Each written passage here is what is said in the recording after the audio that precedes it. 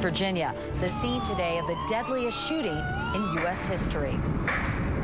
A gunman opens fire on the campus of Virginia Tech University. By the time the shooting is over, more than 30 people, including the gunman, are dead. Tonight, full coverage of the massacre at Virginia Tech.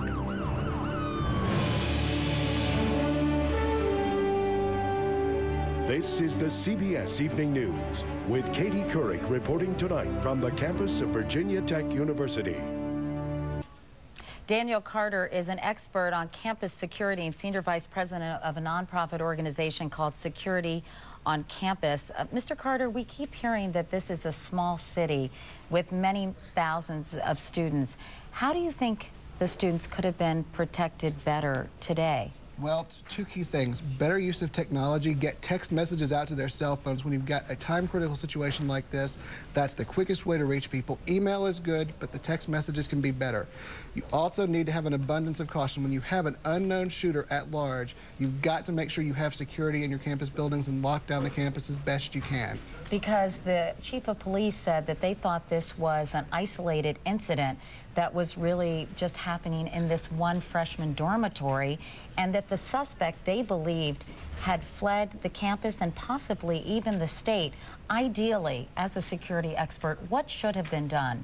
Ideally, they should have locked down their campus. They needed to get everyone protected. The problem is they did not know for sure who was doing this. And until you do know for sure, you've got to use an abundance of caution and lock down your campus. The academic buildings are open to anyone. They're locked late at night. The dormitories, I understand, need some kind of key card access. Key card access. Are we getting to the point where academic buildings need to be under greater security? Well, the reality is, for a situation like this, you need to have security personnel, police, campus police, or local police at those buildings when you've got an unknown shooter or known shooter at large. We heard in Wyatt Andrews' report there was an incident on the first day of class here with someone who was outside the campus, and the whole university was put in lockdown. What was the difference between that event and what happened today? I think tragically it's a difference between when you have someone from outside versus possibly someone from inside the community.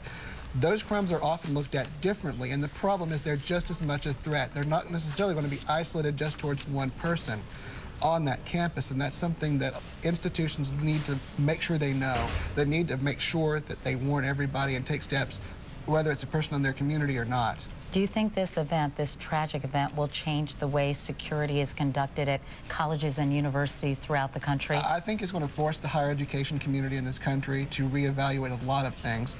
And I know if this had been fortunately this wasn't a terrorist incident, but if it had been, I think the damage could have been a lot more severe, and we needed to make a real hard look at that. And the National Center for Campus Public Safety is convening our organization, Security on Campus, is a part of that. And I think that's going to be a great venue, and that's a federal. That's one of the things the federal government has been doing and can do to help in this case. All right, Daniel Carter, thank you for your perspective tonight. We appreciate it. Meanwhile, on Capitol Hill, House Speaker Nancy Pelosi interrupted proceedings today to call attention to the massacre that took place at Virginia Tech. After offering continued prayers for those in mourning, the Speaker led the House in a moment of silence.